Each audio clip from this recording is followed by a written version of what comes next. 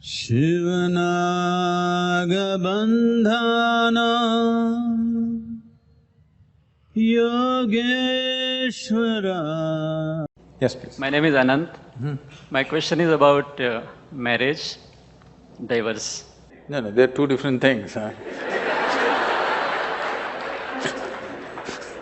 See, today is many youngsters, like many of them they don't want to marry, and few of them who marry, there are occasions where they are getting divorced. So, would you like to throw some light on this situation, Sadhguru? So you need to understand the institution of marriage.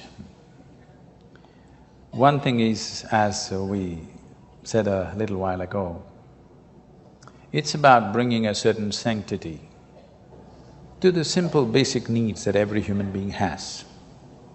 I will repeat, there are physical needs, there are psychological needs, there are economic needs, emotional needs, social needs, variety of needs. To fulfill all these things, we set up an institution called marriage where all this can be conducted in a sensible manner. Otherwise, if we did it on the streets like every other creature, it would turn ugly for us and we will feel not good about it. So, to bring some sense of organization, some aesthetic, some stability, because man and woman coming together naturally brought fresh life.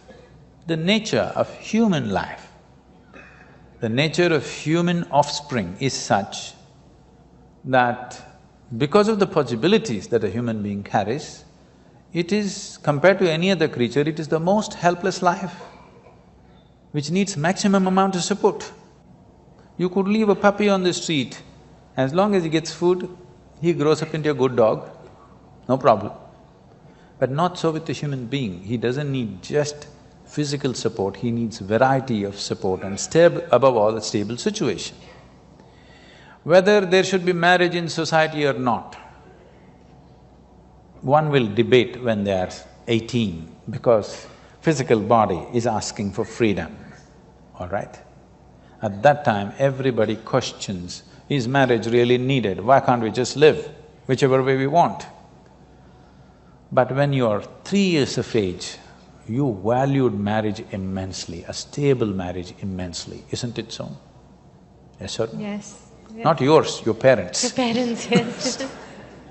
When you're 3-4 years of age, you're 100% for marriage.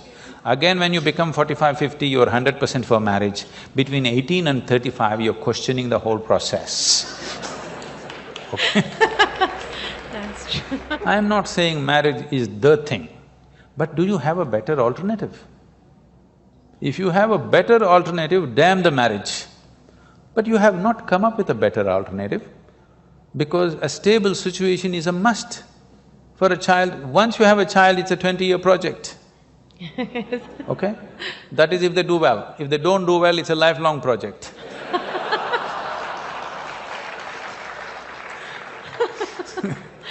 So, if you want to get into such projects, at least 20 years, there must be a commitment to create a stable situation.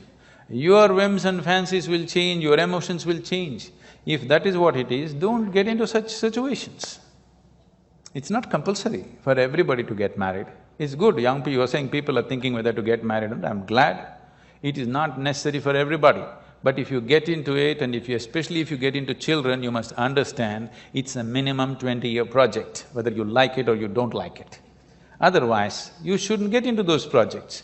You don't walk into a project, drop it halfway and walk away, isn't it?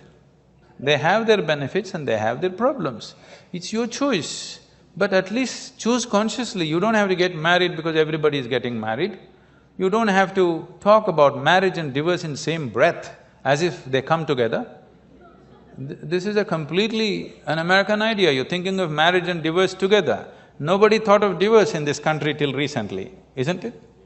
Why should you ever talk about marriage and divorce in one breath? It's a crime. It's really a crime to think on those lines. But if it so happens, something truly went wrong between two people and they have to separate, that will anyway inevitably happen. You don't have to plan it at the time of wedding.